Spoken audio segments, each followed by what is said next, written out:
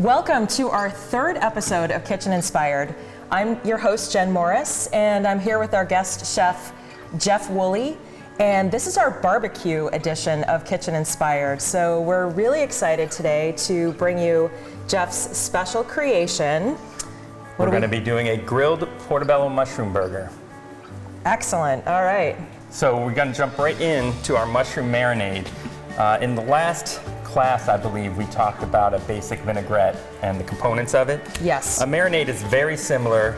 We're just going to make it a little more concentrated by leaving out the water piece that we put in the vinaigrette. So just oil and vinegar and spices and herbs? Correct. We're also going to, because it's a portobello mushroom, we're going to leave out the sweetener as well. I believe in the vinaigrette, there's usually about a tablespoon of some type of sugar product, but we're not going to do that for this marinade.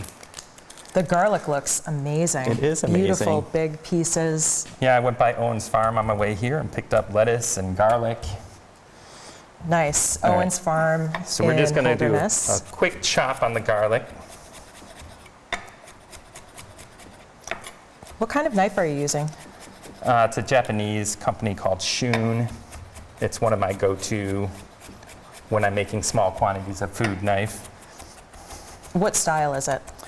It's Japanese, but it's just a utilitarian. It's not designed for any particular. A lot of Japanese knives are designed for specific products. This is just a general purpose. Okay. Nice. What else did Owens have? Oh, they had tomatoes from their greenhouse. That was about that, and the lettuce was about all I could do from them. Great. So lots of great early summer offerings at our local farms, and Owens also sells on Local Foods Plymouth too. They do.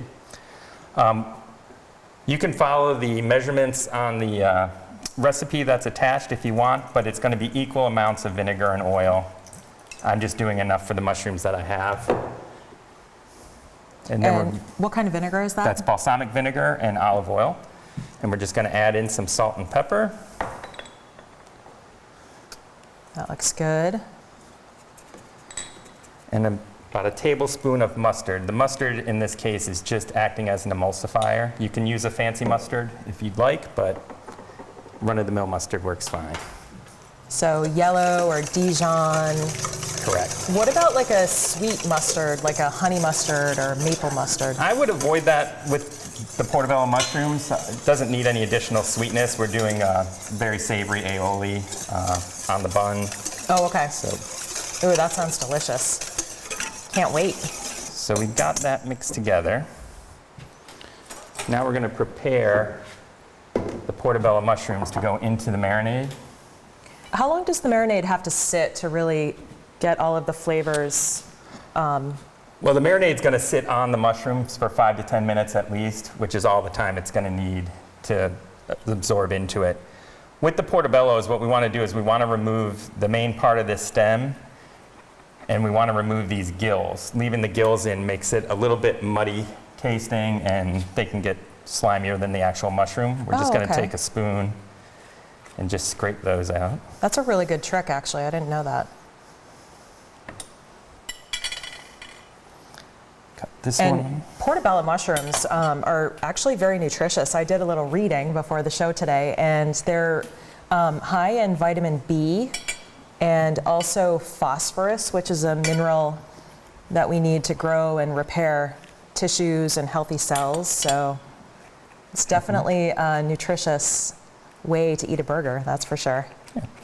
And if you find really, really large portobello mushrooms, you can do one mushroom for the burger itself. Mm-hmm. These are a little on the smaller side. After they're grilled, we're probably going to put 2 on a burger. But try to find the biggest ones you can. It just makes it easier. Because they'll shrink up on the grill. We're just going to put these. You can do a reusable container if you'd like. I prefer the Ziploc bag because the marinade can get all over the mushroom. Get this out of the way. Oh. Nice. So we'll just put the marinade in the bag. We're just going to pour the marinade right into the bag. Now, can you make these a day ahead? I wouldn't put the marinade on the mushrooms more than, say, an hour or 2 before you were going to do it. The mushroom is going to soak the marinade up very, very easily. so it doesn't take very long Okay. for it to be in there. So this really is a quick summer meal. It is, and this will be quick to get on the grill. We're going to serve this with a roasted red pepper that I'm going to demonstrate how you can make your own. You can, of course, buy roasted red peppers at the store if you wish, but they're pretty easy to make. Also utilizing a Ziploc bag. So I'm just going to move these off to the side. Okay. I think that's really good to know, because who wants to come in and labor in the kitchen in the summertime? I want to be outside as long as possible. So unfortunately, if you have an electric stove, it won't work for you. But if you have your gas grill, if you can get the pepper close enough to the flame, all you're going to do is actually burn the skin of the pepper. And this is charring it, Correct. basically, right? And it'll take a few minutes, you know, and you have to keep rotating it. We'll keep turning it. You can hear it popping, getting that nice sizzle.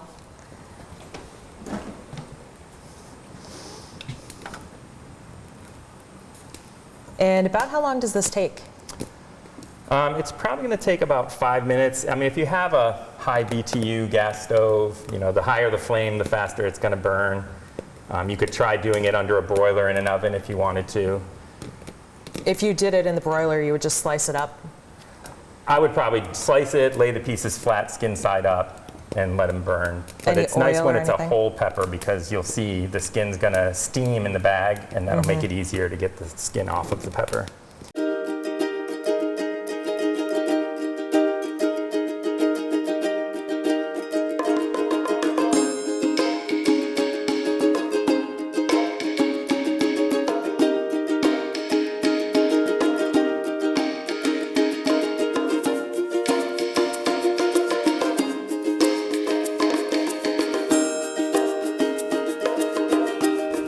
All right, so now that it's charred pretty thoroughly all the way around, we're going to put it into a Ziploc bag. And you could put it in a bowl and just really tightly saran wrap it. You just want to seal it in.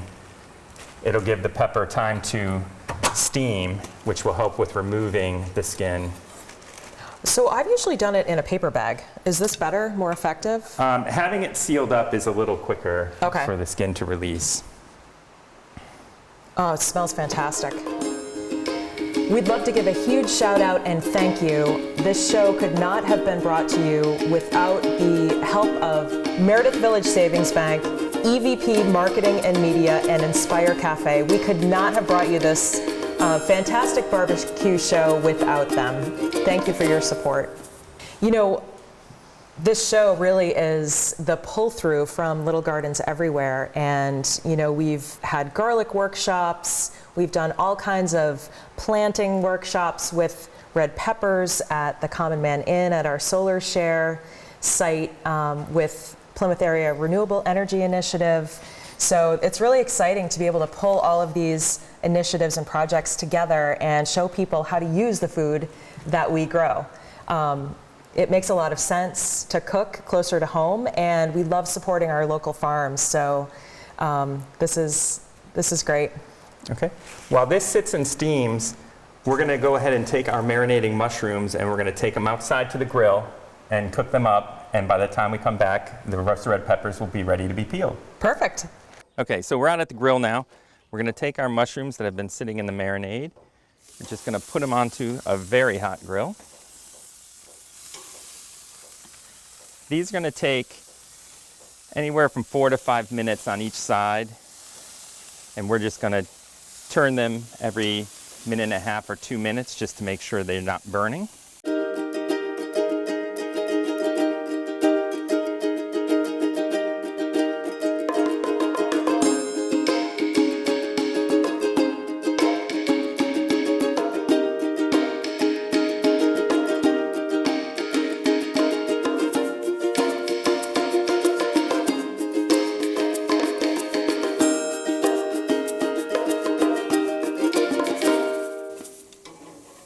Okay, these are done now.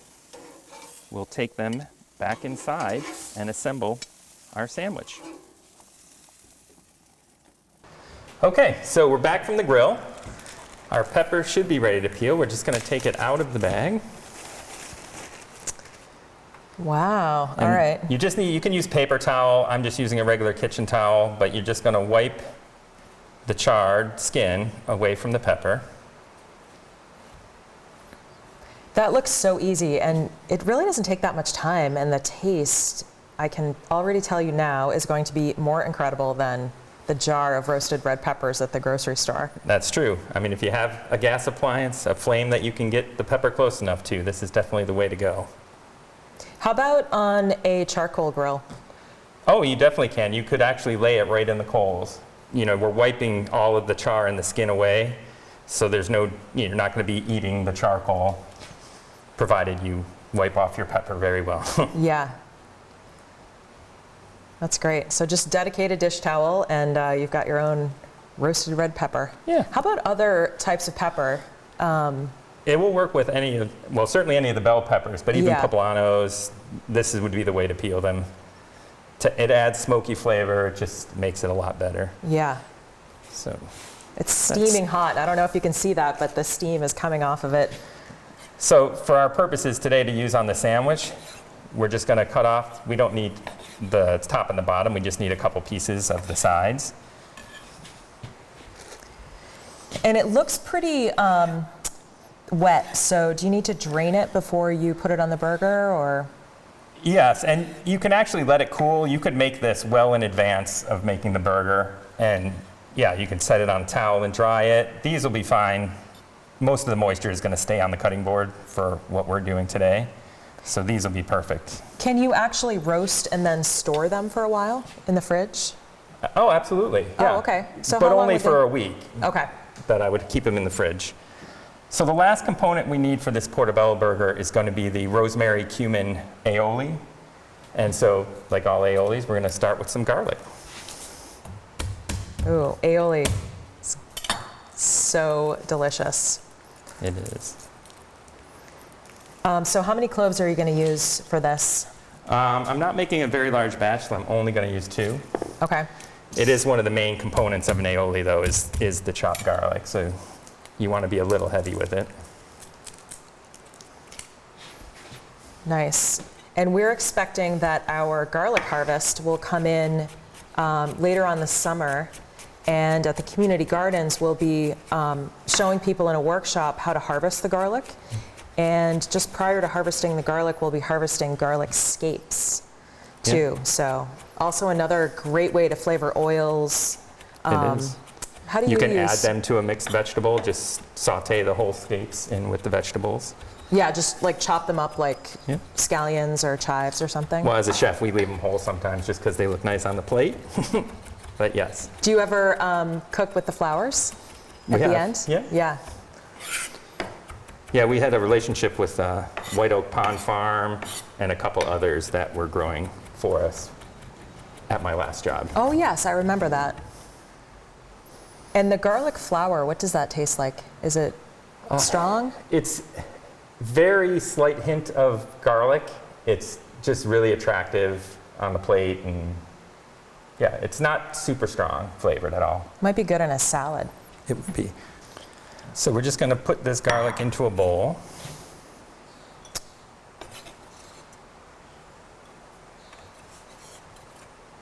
Okay, so it's just chopped, not minced. Correct. Pretty easy.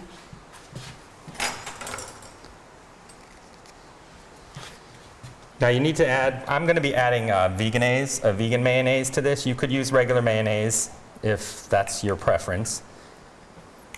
We're going to put in about a 1/4 cup.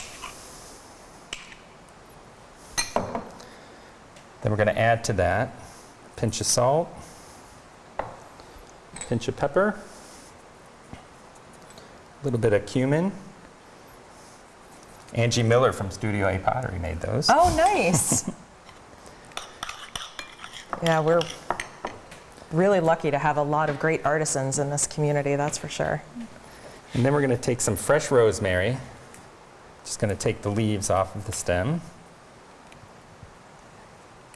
Nice. And this is also something you can grow in your own home garden. Rosemary is pretty easy to grow, although it's an annual plant. So it won't make it through the winter, but it's really fabulous to have it in the garden to grab for summer dishes. It is. One of my favorite things to do with the rosemary is to deep fry it, 1/4 inch of oil in a pan, let it get up to 350 degrees, and put the rosemary in and let it fry for just like 30 seconds, and then drain it on a paper towel, and it becomes very crispy, almost like a potato chip, but rosemary flavored. So what do you do with that? We use it primarily as a garnish because it has a toastier flavor, and it also works well. You can powder it to use also for garnishing and flavoring. It will powder. I bet that's delicious. It is.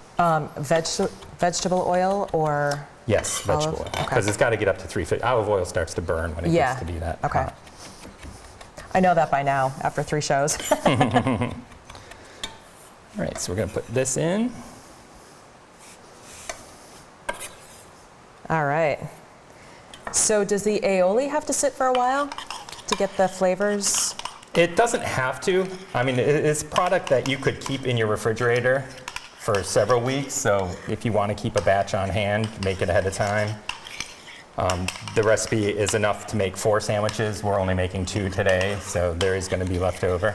And this would be good on a meat burger or chicken. It would be. Pretty much anything. Yeah, it's just really Sandwich. nice fresh flavor with the rosemary. Smells fantastic. So now all we have left to do, really, is to assemble our sandwiches. All right, what kind of buns do you have? These are multigrain. You can use any bun that you prefer. If you wanted to toast the bun, you could do that. There's a little trick in the way we're going to assemble this one, just to make it a little easier to eat, in that we're going to put our lettuce and tomato on the bottom, so that, because when you put it on top of the portobello mushroom, sometimes it's a little too slippery when you go to eat it, and it slides right out on you. So we're going to put a fair amount of aioli. Tricks of the trade. And then we'll go ahead and put a little bit of lettuce. And what kind of lettuce is this? Owen's Mix? Yeah, it is. Nice. And all of the edible flowers that he uses in his mixes are out right now. They are. I didn't choose the flowers because of the sandwich that we're making, but yeah, some beautiful mixes coming from there. I'll put a little bit of tomato. That tomato looks fantastic too. Yeah. Nice and ripe. All right, any other things that you can think of that you could add to the burger? Besides tomato and lettuce? I made it vegan for this purpose, but it would be really good if you were eating dairy to have cheese on it. A smoked Gouda would be great. So we're just going to top it with the mushrooms that we grilled. Nice.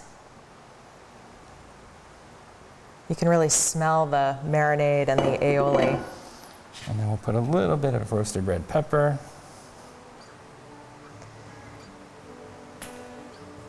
What a great summer meal, Jeff. It is, and it's really not difficult and doesn't take very long at all. Top it Nice. off, and there we have it. Beautiful. Some grilled portobello mushroom burgers with roasted red pepper and rosemary aioli. Excellent. Can't wait to try it. Thank you so much for joining us today, and we hope that you'll join us for our next kitchen-inspired episode this fall.